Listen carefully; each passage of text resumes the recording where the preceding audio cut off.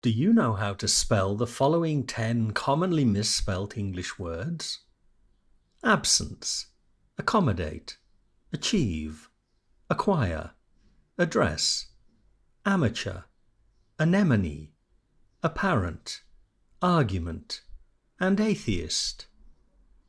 If you're not entirely sure how to spell these words and would like some spelling practice, visit the British Library and do the lesson today.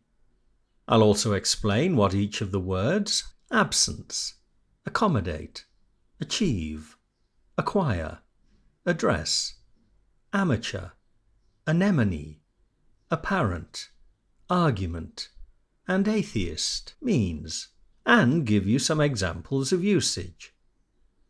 Visit the British Library today. It's free to use and is the best place on the internet to improve your English skills.